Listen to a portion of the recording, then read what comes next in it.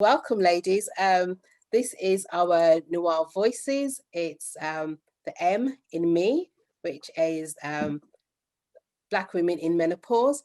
So today, let me just give you a little bit of background about Noir Voices. So Noir Voices was created last year during the Black History Month, where we had conversations with people from an ethnic diverse group that were sharing their stories. We had various topics during the month of Black History, and it was educational, it was insightful. You know, we had many people that were coming back to us and saying, oh my gosh, didn't know this happened in the Black community.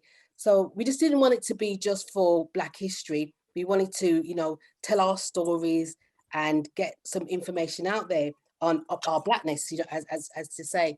And so, you know, we thought, let's go a little bit deeper and, you know, thought, oh yeah, menopause. So we've British Athletics has teamed up with the Black Women in Menopause to deliver this series, as I said, entitled The M in Me. The session today will be with our former athletes, together with Nina, who is the Black Women in Menopause founder. So to kick off this session, I would, sorry, before I continue, my name is actually Lorna Dwyer, and I'm actually the Athlete Support Senior Coordinator at British Athletics. I'm also the Race Equality Chair and an ED&I advocate, which, you know, in this space, it's something that I'm really passionate about. And, you know, I said, we want these conversations, you know, it's a conversation that's not really talked about as such. So, you know, I thank you ladies for coming on and, you know, want to tell your stories, you know, and sharing your experiences, your thoughts, your woes with, you know, our athletics community. So to kick off, I would just introduce Nina. Nina is the founder of the Black Women's in Menopause. And Nina, I would just like to introduce my other colleagues, which is Michelle Moore, who is a leadership consultant. She's a speaker, a coach. We also have Paula Dunn, who is the Paralympic head coach, MBE, and not forgetting Lorna Booth, who's also an MBE, and she's the England Athletics board member. Yes, so, you know, we have a wealth of knowledge on our panel, and, you know, now I'm excited because I want to learn and I want to, you know, see where these conversations will go. So, Nina, can I just bring you into the conversations and ask you what inspired you to set up the Black Women in Menopause? Yeah, thanks, Lorna. It's great to be here, and thank you very much for having me today. So my own passion stems from my own menopause travels. After trawling the web, Dr. Google, Dr. Bing, just identified that the lack of diversity in the information available from media outlets, and the fact that there seems to be very few high-profile UK Black women sharing their experiences. And if you couple the words Black and menopause together, you just don't find that they're represented in the UK mainstream media outlet. So there are great platforms out there which provide fantastic information about women, but the images and experiences, Lauren, they just didn't, you know, resonate with me. Putting people on covers and advertising Black women or women of colour just seemed superficial. You know, please don't misunderstand me. It's, you know, I've read the information and the platforms that you need to engage with in order to learn, but I just felt those images weren't me and didn't resonate with me on a personal level. Wow. You know, I mean, and this session is not just inclusive of women of colour. You know, the session is out there for anybody that's directly affected by menopause. You know, we're here to listen, we're here to learn, we're here to support each other through this journey. Yeah. So, yeah. So I'd like just to bring the other panel members in and say, you know, what do you remember having when having the awareness of menopause? Shall I kick off?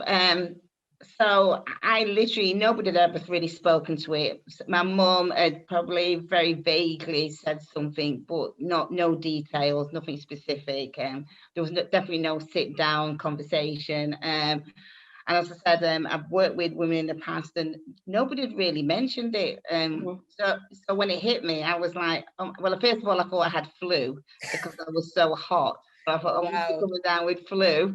I was like, oh my God, I've come down with flu. That's really odd. And then I felt fine when I was walking across. And I didn't really put all together. It took me a while to actually line it all up and thinking, God, I'm perimenopause. This is it. So I went to the doctor, did a blood test, which confirmed it. And that's how the journey started when I Wow. was about 48, going on to 49. Well, so that was quite early then, wasn't it then, Paula? I know. I think it's pretty average, that, you Oh, know. okay. Yeah, I think they said it's around about that 50 age group. So yeah, it may be a tad early, but no, yeah, it certainly came on force after that quite quickly. Wow. Michelle, what's your experience with your awareness of when you actually had menopause? My mum went into it early at 44, and I beat her, and I went into it at 43, which Wow. isn't a race that I wanted to win. On this occasion. You know what I mean? I'm into winning, but this isn't one of those. But I mean, when she went through it. She's quite young. She's only in her kind of mid-60s now. Yeah.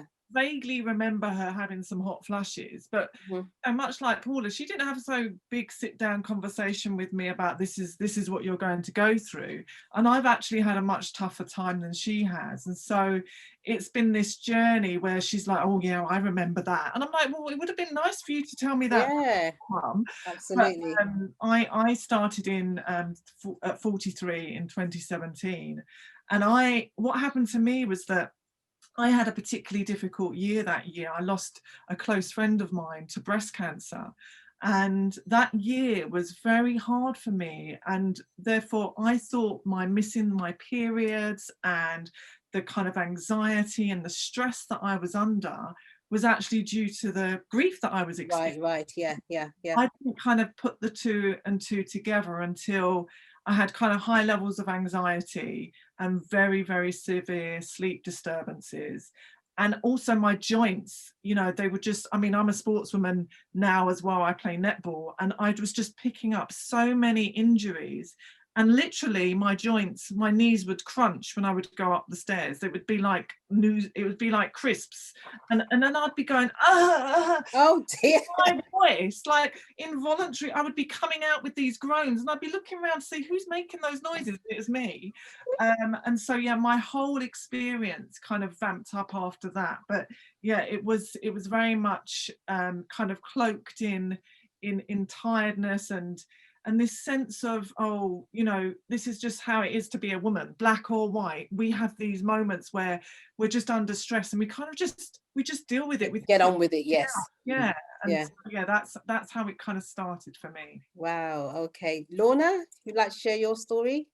Wow. Well, I feel a bit of a fraud really sitting here with you guys, because I mean, I had big discussions with my mum, through the years, coming from the periods right through.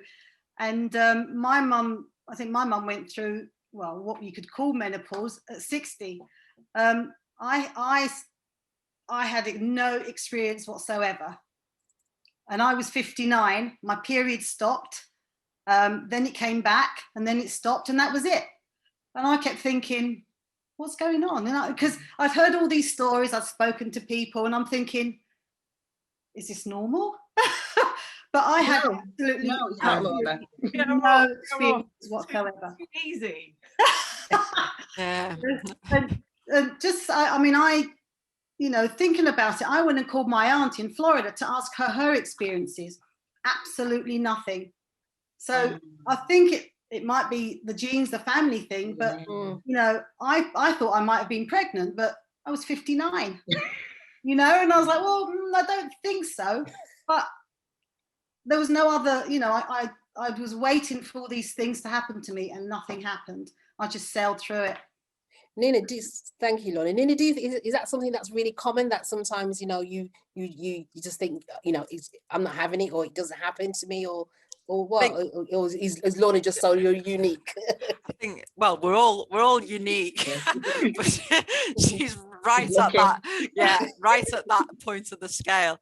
That's absolutely, I'd say, put her in the 1% group, where the majority of us are going to experience something and then other women will experience completely debilitating symptoms. So Lorna, comparison to somebody else, which is the, you know, the joy of death if you're comparing, but she's been lucky, and it seems as though family history, genetics play a huge part, but it's not a normal menopausal experience where I'd say 80%, 90% of women aren't going to have the Lorna journey out there. I think I want that Lorna journey.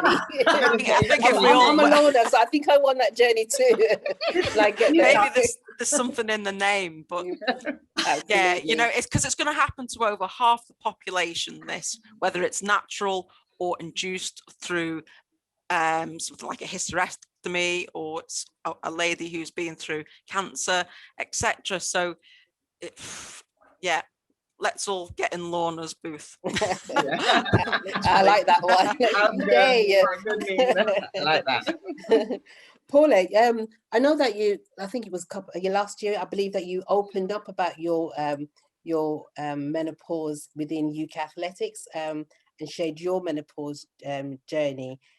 What kind of responses did you get? Because I know that the office, or you know, the environment that we work in. Yeah. So what? Yeah. Well, to be fair, it was by default, so I didn't set off to reveal all this personal information. It literally just came out when I was talking to Donna, and then before I knew it, I kind of was telling the whole office. But actually, for 2 or 3 people got in contact. We had a conversation, and they were like saying it was just so nice that somebody had actually brought it to the fore, because nobody had mentioned it in our organisation before, which I find amazing. I know, and I just was saying, like, you know, like Michelle, it's that brain fog, that tiredness, or joints, the hot flashes, and so I just kind of mentioned it all the time, you know, to everybody, like, I need the window open, I am really hot. It's not option. I'm not asking. I need the fan on me. And so as I say, it wasn't intentional, but I felt really comfortable, because it's a natural process of life for a woman. So as you say, you know, half the population are going to go through it. So it's really important that men, you know, and other women understand what's happening. You know, I live in a house full of men. I've got a husband and 2 boys, so they're well aware of what menopause is like, and know all the information and details. So they'll be brilliant when they meet their life partners.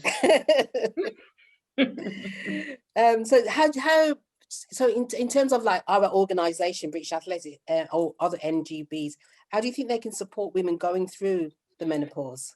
I think it's just that acknowledgement. It's like, you know, it's accepted now that you get pregnant, you potentially go on maternity leave. People can see it. It's very obvious that somebody's pregnant. So there's now, you know, reams of processes to manage that. And so I think it's just that awareness that, you know, if you've got women staff, there's a potential, you know, women of a certain age, you know, for Michelle, very early, you know, from 40 onwards, could be experiencing some of these symptoms. And so it's just to have that knowledge and a bit of patience. Or even if somebody asks me, I feel very comfortable telling them what it is, but other women won't. So, you know, as you said before, everybody's unique, aren't we? So Nina, so I had brain fog then. It's Nina, and I was going to call her Nicole. And I knew it wasn't Nicole, so I had to stop and think, what is the name? Nina. So Nina mentioned straight away brain fog. So Nina mentioned, so we're all unique. So some people won't want to share it, others will. But I just think it's that acknowledgement and openness and awareness that some people will be going through things, and so don't just judge on what you see. If somebody's struggling, ask the question. Absolutely, and I think the more we talk about it, the more people become comfortable about it. And you know, I'll be an ambassador now for speaking about menopause. Michelle, can I just bring you in as a former athlete? Talking about menopause was not something that was talked about. Can you share your personal experience on that? I think, you know, when we go through tough times, sometimes we think we're the only ones that are going through that tough time. Actually, when you start to talk to people, they're going through it as well, but they're not necessarily talking about it openly. And it's a bit like what Paula said. It's like, let's create environments where we can have those kind of conversations. Now, I literally, as a professional speaker, I get paid to speak, I would forget the ends of sentences and forget the words that I need. And I would kind of just disclose at the start, no word of a lie, my perimenopause may rob me of some words. And people would like laugh and think I'm being self-deprecating. But actually I was being really clear and actually letting people know that I've had hardly any sleep. And the sleep that I did get, what happens with the hormones is because when you really do your research and you understand the estrogen and the testosterone that you need, when you get your sleep, it's the lightest, barest sleep possible. And you don't get into that REM, and then you wake up so tired. And I also had an issue with sound sensitivity. So the hormones in my body were just going up and down, and I was in this fight or flight situation in terms of my nervous system, which meant that I was on edge and I was really quite anxious about things a lot of the time. And it didn't really make sense to me, but because I was quite high performing as well, it just made me really doubt some of myself and had kind of a real lack of confidence at times. And so I would turn up to meetings and I would say to people, I'm not at my best today, you know, and then that would create a space for a new conversation. And I was really clear about it, because for me it was about understanding that this was a part of my journey, and I was trying to figure it out as I went along as well. And so that brain fog and that lack of sleep was a real problem for me. And I did go to the doctors and I'd got my blood test and everything, but I made a pact with myself that I wasn't going to go down the HRT route because of what had happened to my friend. And I didn't really know a lot about the menopause because not a lot of my network and my peers were talking about it. So Black women weren't necessarily talking about it in that way. And I was going through it early. And I, you know, as much as I love Lorna, I can't bear to hear her story. And so therefore it really burns me, actually. But, you know, I went down this natural route, and like for 2 years I was trying homeopathy, Chinese medicines, I was trying all sorts. Sage did help me with some of my hot flushes, but no amount of sage was going to get rid of it, you know. And I did meditation, and I did so many different things to help me. Magnesium helped me kind of calm down a bit, and celery juicing really helped with my joints. I still do that today. But it was a space where people weren't talking, and I was just talking to my mum every single day. Did you have this? Did you have that? She's like, yes, I did. I was like, I'm your daughter, your eldest child. And she's like, yeah, maybe I should have had that conversation. So I think it was about me, you know, going through that journey and then talking to the people in my network about it more openly as I was trying to just manage some of those symptoms. So let me understand, Michelle. So are you saying that you didn't go on the HRT straight away? You just tried to manage, you know, the things that you were going through, because you're a strong Black woman, and that's what, you know, people see us as, you know, we're resilient, you know, we can do it. We just like brush it off and just get on with it. Yeah, and you know what? It's that sports mindset. You know, the athlete royalty on this call will kind of talk about that as well. I think I just thought I could handle it. Like, I'm emotionally and physically resilient. I've done sport all my life, and this isn't something that I can't handle. But you know what? It became debilitating for me. I would lose days. I would get up and I would have to figure out, how am I feeling today? Like, actually, my emotions were just so all over the place that I got into a quite dark spot at particular times. And so, you know, that idea that I could contend with this on my own, actually, I got to a point where I was making mistakes in my work, and I made a fundamental mistake that had a real impact on me in my personal life in terms of my financial situation. And I went off to the Barbados. I went to the Caribbean for a week. Ooh, sunshine. I got to a point, there you go. My friend lives out there, and best friend lives out there. And I was then reminded that the sun just made me so much better. And just being in that environment, I mean, I did get food poisoning and I got drunk a couple of times. So nothing to do. But I'm back, like, thinking I can feel normal. I can. And it was a turning point for me. And at that point, I went to the doctors and I decided that I was going to go to the HRT route. And that's a new story. But yeah, I did think, oh, well, you know what? I can deal with this. And actually, the perimenopause kicked me right down. Wow. Yeah. Wow. I You know, that's just, for me, that's so surprising that, you know, we put ourselves through the, you know, I can do it, and not actually go and get the help that we really need. Yeah, so thank you for sharing that with us, Michelle. Paula, what's your experience on the treatment that you've had, if you don't mind? So, what Michelle was saying about the sleep, I think I would say in the last 7 years, I've probably not really had a really good night's sleep. You know, the sort of sleep where you just go in the bed and your body just like goes into that mattress and you just melt into it. Not that I can think about it a lot, but as I think about it a lot. And so, and as an ex-athlete, I could sleep anywhere, and I could sleep during sessions and on trains. And then sleep to me was precious. And I got a Fitbit, and I got it initially to just do my steps, and then, but obviously it monitors you to sleep. And then my husband, literally everybody and the guys in the office, because I come down and go, I've only slept 2 hours. I've slept 2 hours. Wow. I must be so tired because I've slept. So this way, and then I lost it, and everybody said, please don't get another one. I never got another one because I literally got obsessed. And so I kind of did what Michelle did. I just kind of thought, right, okay, this is happening. I made a decision that I wasn't going to take HRT. That was just a personal decision. I don't think my symptoms were bad, but they weren't severe. But I could still operate, and it did take a lot. I think the hardest bit when you're in a job where it's responsibility is that brain fog. Yeah. Got to be on it all the time. Fortunately, because I was really good at retaining stuff, I, even though in my mind I had dropped, I wasn't as good as I was still fine because it was a super strength of mine, just remembering data, names, and competitions, just because I've been in that environment for so long.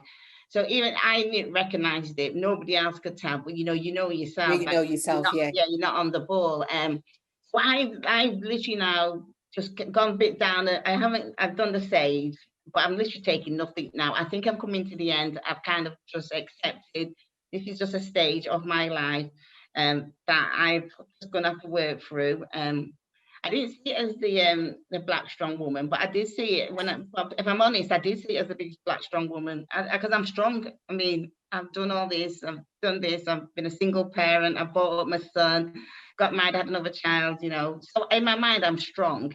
So, but I did go to the doctors a number of times, and every time I read it, I kind of thought, yeah, and then I just thought, no. I never got to the stage where I thought I needed to operate. If I did, I would have taken it. Yeah. If I needed it to operate. I think I'm probably in middle of the road. I think I've got some symptoms, but nothing severe, unlike Lorna who had nothing. Yeah. I think I'm in the middle of and Michelle that's had nothing, and Michelle who's, that's quite, when it's debilitating, and when I mean, yeah, like I realized, and I don't cry. I think I cried for like the first 2 or 3 years when I was going perimenopause, because like literally my anxiety was off the roof. Things that I would normally just bat off became really, really big. And like my husband like saying, well, what's wrong with you? And I was like, I don't know. I'd panic about my son going away to uni.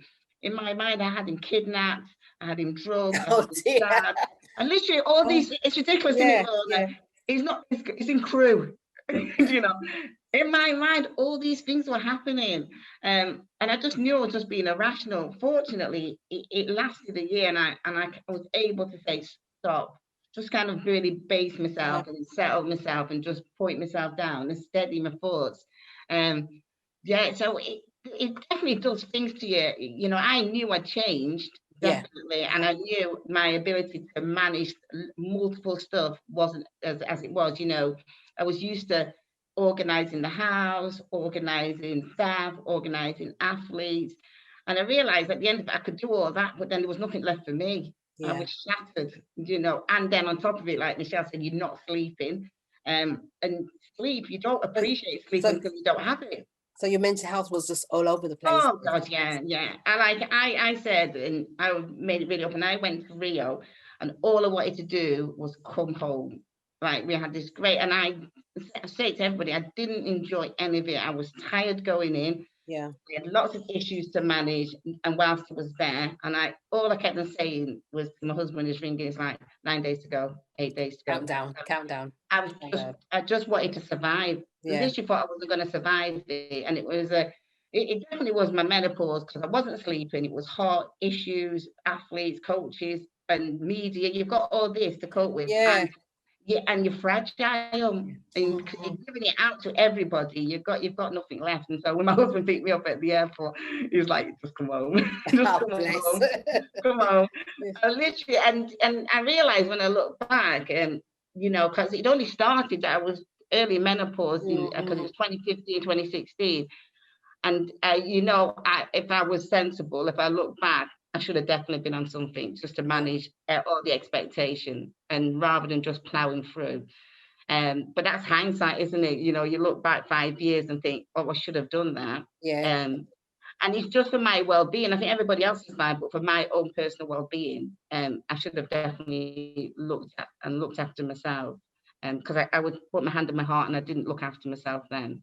So I'm here sitting thinking, well, I know that I need to put myself out there and tell everybody when I'm at a competition and I'm doing this and I'm irrational and I'm scared, I'm, you know, shouting at you, and, you know, that's not the Lorna, but, you know, I'm getting to that age where, yeah, I think, you know, I could say, yeah, mine is probably kicking in as well. Lorna, you know, Lorna, who doesn't suffer with anything. Yeah. Sorry, that's what I put it out there. Sorry, Lorna. She knows I love her. So look, so Lorna, why do you think? Because I remember speaking to my mom, and I was like, "Mom, you know, it's cold outside. Why have you got the window open?" And she'd say, "Child, one day you'll understand." And I'm like, "Oh, okay." And it was never in my household. It was something that, you know, my mom would sit there, she's fanning. I'm thinking, "Where's the fly? Where's the fly? What are you fanning?" Do you know? And because it was sort of like a taboo subject, and I know you said within your household, you know, or amongst your friends, you spoke about it, but would you know, can you share some light on why do you think in the Black culture it is a taboo subject? Oh, I mean, in my household, we my mum and I, we talked about everything. So my mum discussed it, but then listening to these stories here, when my mum talked about it and about her experiences, it was similar to my experience. So it's relative, isn't it? And I think that probably in the age group, probably a little bit older than us, is that you didn't talk about periods, you didn't talk about all of, you know, because they were women's stuff. So you didn't share it because it was private, you know, and there's lots of, because it's personal, isn't it? And I think a lot in the Black community, they tend to not talk about it. Let's say I was lucky, I think that you know, my parents talked about it. But listening to you guys, though, it's like I really do feel as if I don't know enough, because even though I talked to everybody and I had friends that was going through it, I don't think any of them actually went through the experiences that you guys have gone through. So where I thought I understood it, I'm actually learning here today, because, you know, yeah, my mum talked about it, and it was the change, wasn't it? Yeah, the change. Yeah, the change. The changes, you know, and it is. I think I didn't realise there was a taboo. Okay. But then when I think about it more, as I'm talking to you guys and sitting here today, yes, I think there is, and I think they just like to keep it private, because I think there's a lot of things that, you know, especially Black women, they don't tell anybody else because they don't want anybody to judge them, maybe. Yeah. Whereas I think if we did talk about it, people would understand better. Yeah, absolutely. And I think feel more confident, feel more comfortable in talking. Yeah, so we have to definitely break down those barriers then. Nina, would like to share some of your experiences? Yeah, so I'm similar to Michelle in terms of age when I was diagnosed, but I'm probably down the scale. So I'm just above Lorna, but I'm way below Paula and Michelle. So I was 43 when I was diagnosed as perimenopausal, and I'd gone to the GP because I have a blood condition. I've been going because people realize that some of the most common are hot flushes, headaches, insomnia. So I was going in with, a couple of night sweats, but, you know, I'm really more exhausted than what I normally am. And then she just dropped, I suppose, a bombshell, you're perimenopausal. And it didn't sink in. It's like she shook a snow globe. And then I've gone out, didn't have any information given, a little bit naive because I didn't ask for it. And then as the dust's settling, I was thinking it's like a jigsaw, because if I'd come back from a run, my son would go, you stink. And body odor is a symptom of perimenopause. There's over 34 different symptoms. So I was suffering Sorry, you said over how many? There's 34 symptoms of menopause, and we wouldn't all experience every single one. And through, that time scale, some will come, some will go. So mine was body odor. I had allergic reactions, similar to Michelle and Paul, the achy joints, the brain fog. I'd go up and down the stairs, and cheeky 9-year-old come at me with, well, there you go, mum, there's the Mr. Forgetful book. And then it'll be the Incredible Hulk going on fire,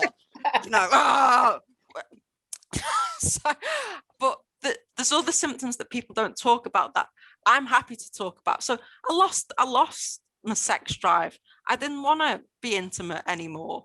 What is sex drive? Sorry. Sorry. We'll talk about that. The door's shut. This door is shut. But and one of the reasons is because vaginal-vaginas, it was painful. So I just kind of shut the door. Fortunately, I'll talk to my partner, and because yes, it directly affects me and over half the population, but indirectly affects everybody else around you. And if you don't talk about it, then they can't help you or understand about it. The sleep, well, that's never been an issue for me. Sorry, ladies. I can, I'd sleep. Maybe a quick hot flush should wake me up, but as soon as it come, I'm fully back. But other women, they will absolutely soak the bed completely, in terms of that.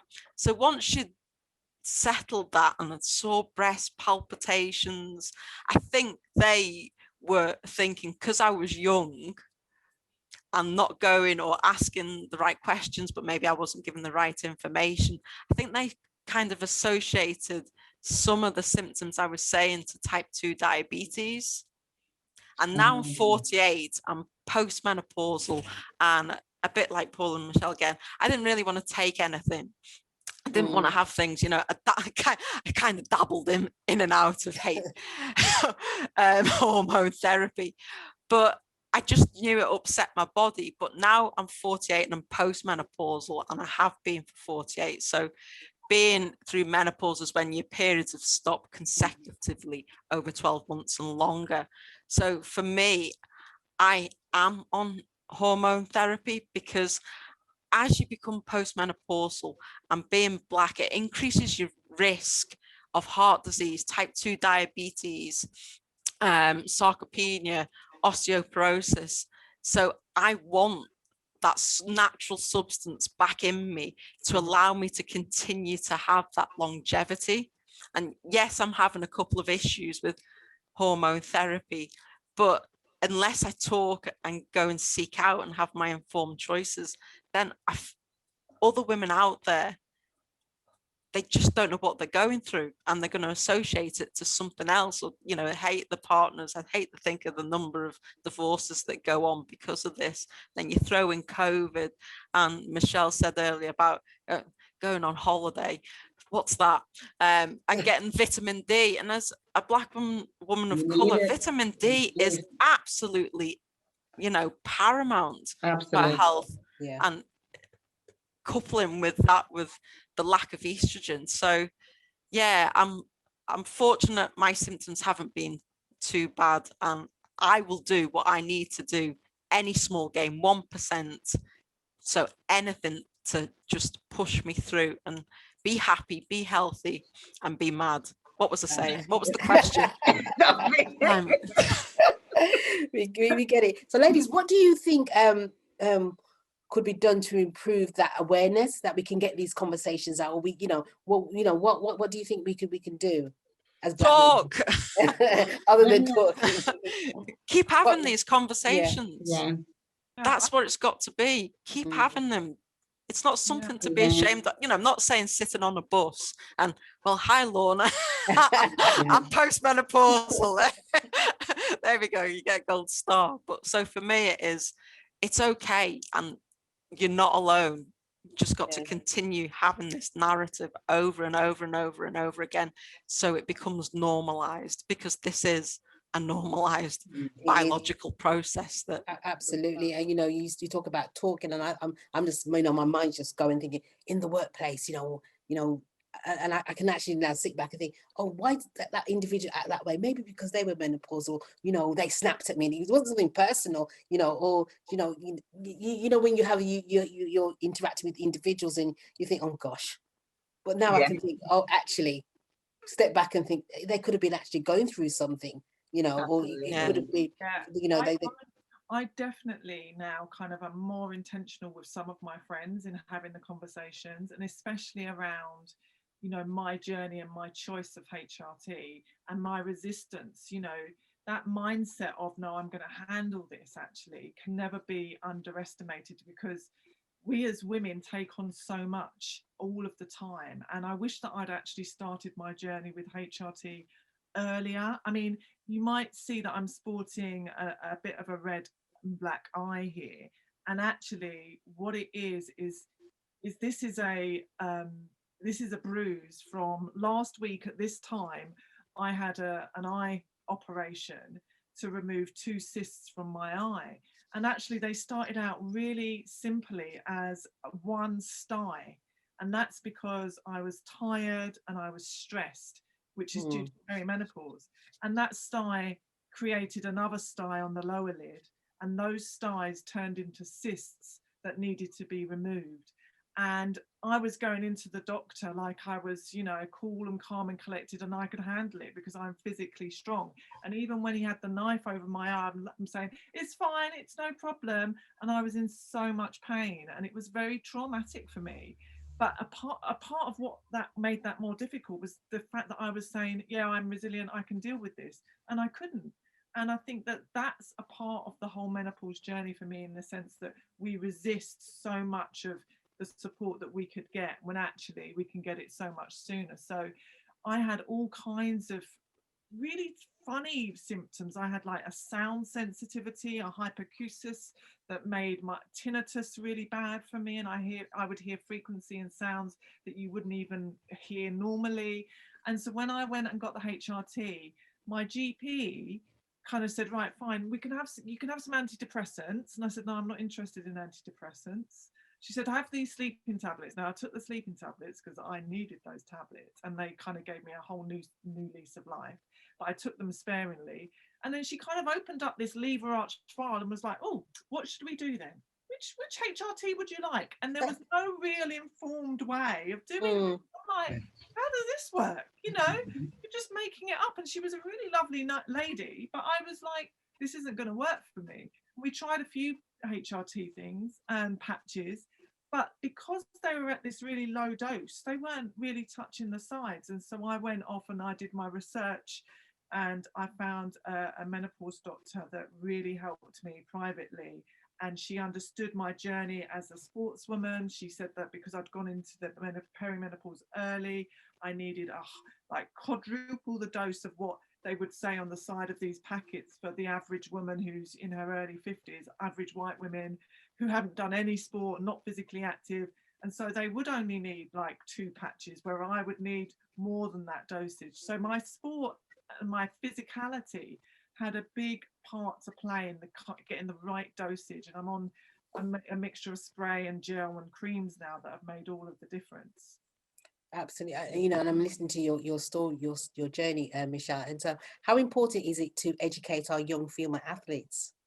Big time. Like I don't want to scare them, but I would give them the extreme cases, because I want them to know early on the situation is for them. And the thing about athletes is we're really in tune with our bodies, right? And what we are good at as well as being flexible, and is to really understand the changes and the fact that it's dangerous for us not to have these hormones at particular levels. And so that means that at particular times in the month, already in terms of our menstrual cycles, we expect different things of our bodies in terms of training. And so I think, you know, it's really important to understand their family history and to start having those conversations. And with brilliant coaches like Lorna and Paula on this call, they'd be having those with young athletes already, I'm sure. So I think it's imperative to have those conversations. Absolutely. So, you know, I think about, you know, I'm just thinking on my mind's going like all these young athletes that, you know, we have out there, and, you know, the importance, and we talk, you know, we talk about travel, we talk about the countries we're going to, we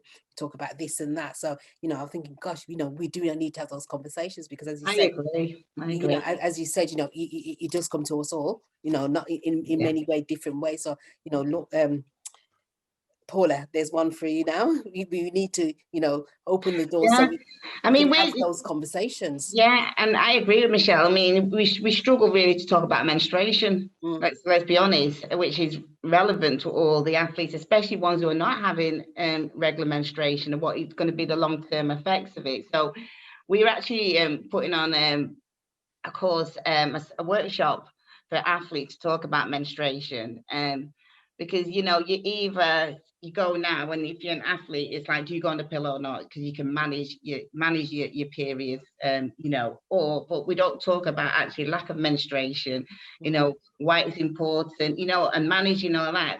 You know, nobody ever had a conversation with me about menstruation. I talk to my athletes, but it was on a really, you know, very, I'm going to say quite a superficial level. Do you have, you know, what, you know, some people, as I had minimal symptoms when I was on my period, people can have some vast symptoms, you know, of you know, being very lethargic, you know, muscle soreness. You know, so it's understanding the athlete in front of you, and understanding what they're going through. But yeah, as sports, I think we're getting better. Yeah. But I don't think we are doing enough in that area. You know, it is still like, oh, it's a female problem. You know, oh, get them to the doc. You know. Yeah. So I think I think absolutely menopause. To me, it's like this journey. When you start, it's going to be a period, and this is what happens, and obviously your periods then wane off, and you go into the menopause. These are some of the, we won't maybe say all the 34, but some of the common symptoms. Yeah, because I knew an athlete who had an early menopause when she was competing and didn't even know. Wow. Yeah, a well-known athlete, and if I look back, her behavior was all over the place, and she had the early menopause, and so she stopped her period 29, when it's very early. So what I'm saying, so I think you talk about everything. You talk about all the female issues, not even issues, the female, you know, changes in the body that are going to be occurring, and how we manage that, and how you flag if there's any issues. And menopause is part of that. Absolutely. Yeah, you've got to scatter those seeds, because later on in life, if that seed has been scattered, then at some point it'll enrich and grow, and that light bulb on. And as Paula said, there are girls as young as 14 that are going through menopause. Poor thing. So, you know, we need to, and it is now on the national curriculum where they get an hour, but an hour is better than nothing, about what menopause is. That's good. I didn't even know they did that. Yeah, that's been pushed through. My son must have missed that lesson. Sorry. Don't you think though that within our curriculum, you know, within our pathways that we've got for the young athletes and the coaching education, you know, we're gradually bringing in menstruation. Should it not go side by side? It's a continuation, isn't it? It's a continuation. Yeah. It's like it's a bookend, isn't it? Puberty all the way through, and you've got these different chapters. No matter how you dress it up, you can spin it to anybody how you want to. For me, it's, you know, holidays, different destinations, but the earlier you get it in there, you know, my 9-year-old can tell you what menopause is. Maybe an angry, irritable, stinky Pepe Le Pew mum, but the training though has to be not only with the athletes, but I think that the parents need to know, parents need to be with them when they do this. The coaches need to know, because you know, it does go hand in hand. And you know, you could be a coach of a young athlete, you could be a coach of an older athlete, and how you handle this and how you look into these things. And it's not part of our coaching education system, and it's just one of those areas that's not touched, and it could be something that we need to look at. Definitely, definitely. I think it is important, you know, and I said, as especially for our female younger athletes as well.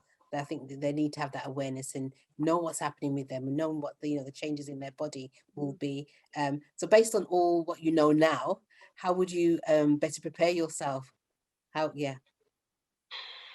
ladies? Well, I prepared myself. What was that, Lorna?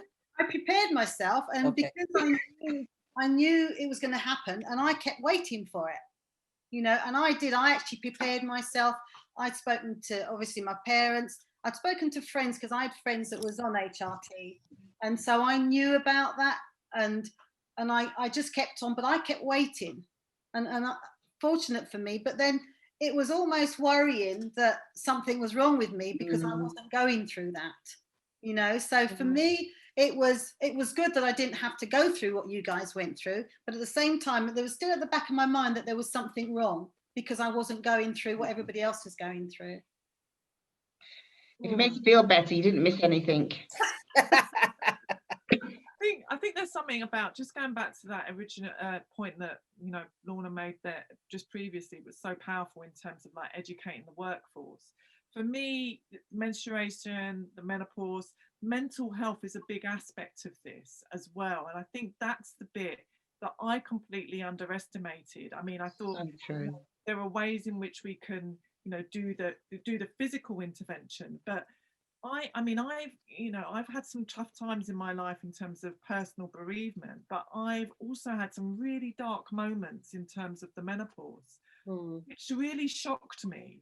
And I saw myself as very emotionally kind of very resilient, but the menopause just did things to me that I just found very hard to kind of really move on from. And I had to really dig deep. And, you know, as a leadership coach and somebody who supports others, I had to kind of really apply the mindset techniques to myself. And I had to kind of almost use the sports mindset that I have in terms of quite, you know, high performance and productivity on myself. So my daily rituals around leadership became like my life rituals in terms of helping me with my menopause. So my gratitude journaling, my physical activity, daily activity. I do a 12-minute walk in the morning to get me going. I do a 30-minute walk in the evening.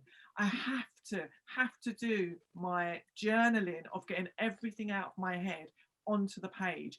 If I don't do that, my filters, my menopause means that my filters, and I'm quite direct, are just off ski. Like, I can be seriously direct in ways that I just don't need to be. So I need to get it all out of my head onto the page, and that journaling helps me. And also taking my celery juice every day. So there are things that I have to do, and meditation.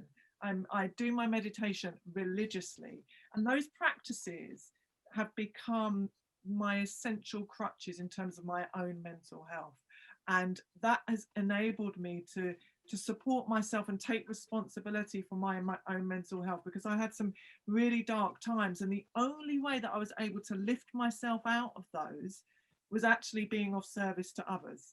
Really being of service to others then enabled me to distance myself from my emotions. And I did something that I used to do when I was an athlete. I call my perimenopause a name. She's Peri, and she's come into my life for a moment in time. She's only here temporarily. And that's what I tell myself. She's here for a little while, right? And I've grudgingly accepted her into my life. And when she turns up, I'm like, oh, there she is. She was there last night. Even though I'm taking the HRT, I got a really light sleep last night. And I was like, she's here. It's okay. We're going to get through this together. And I've had to do that acceptance on myself.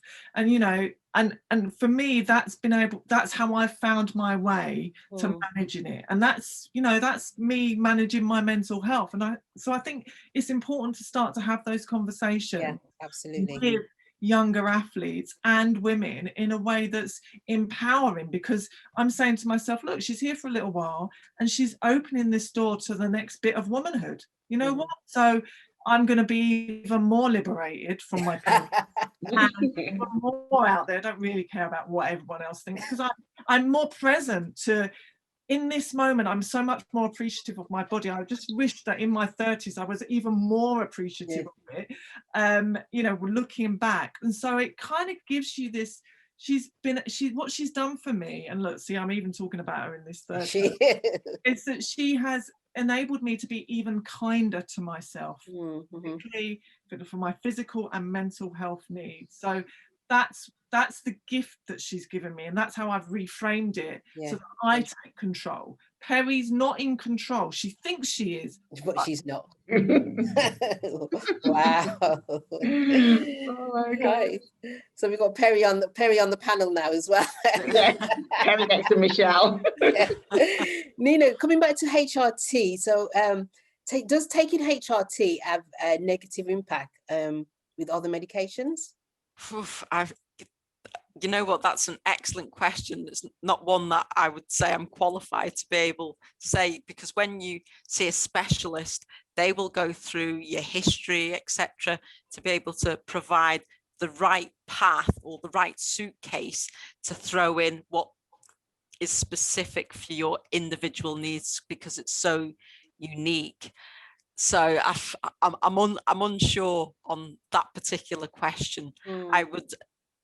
It really is so specialized and individual to that person that I wouldn't want to say. Yeah, I think that's something I'd look into as well. Yeah, and this, you know, Michelle said that so many different types and forms, where patches, gels, tablets, sprays, etc.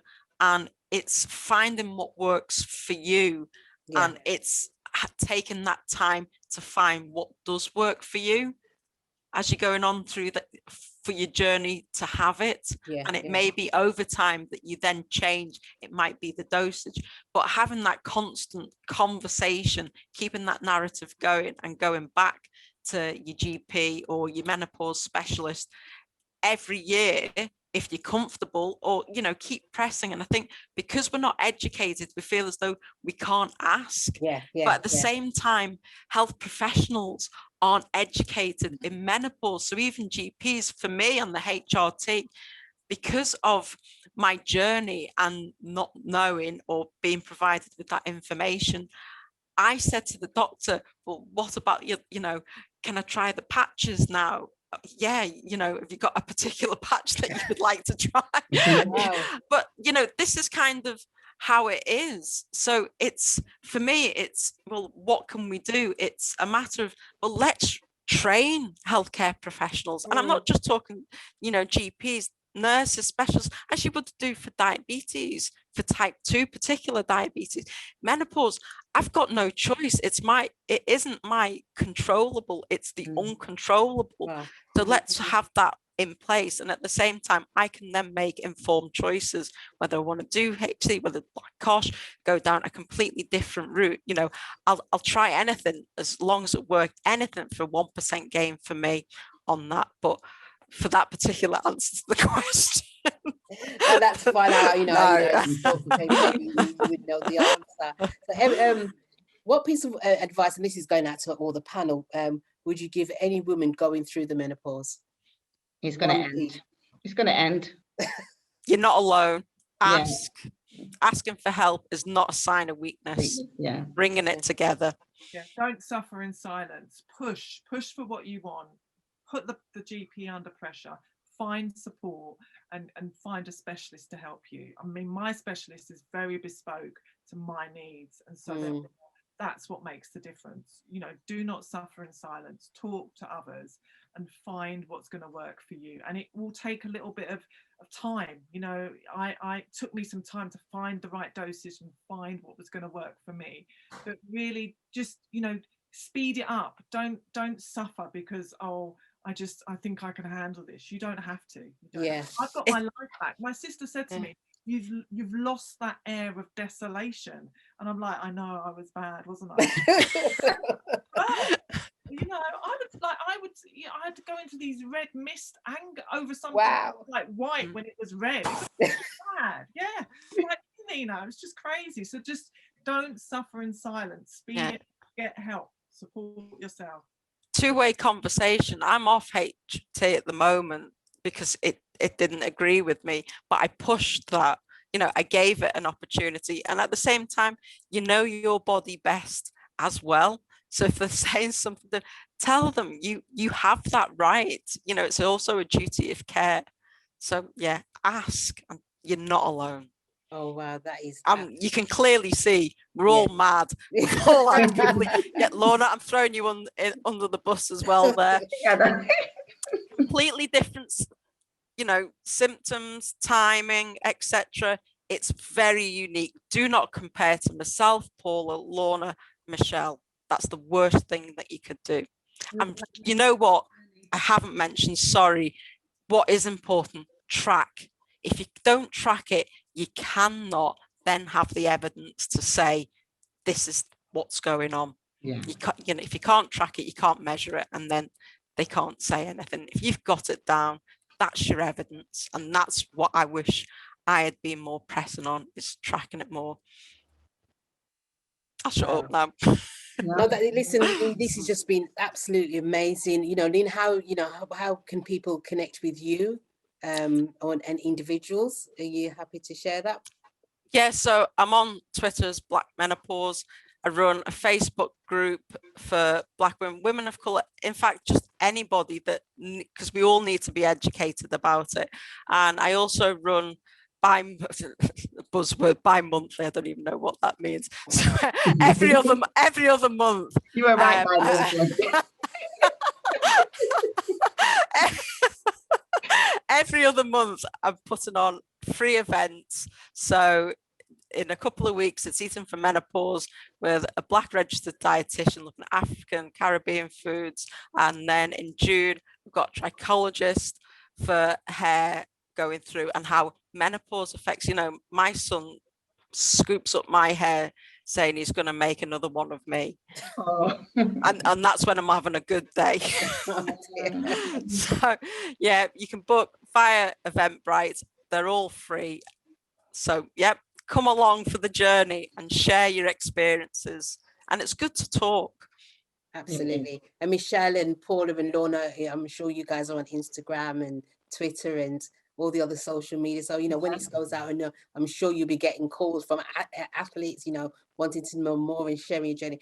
And I just wanted to say, you know, we're going to wrap up now, but just absolutely, it's just been amazing. You know, I've learned so much from you guys. So thank you for that.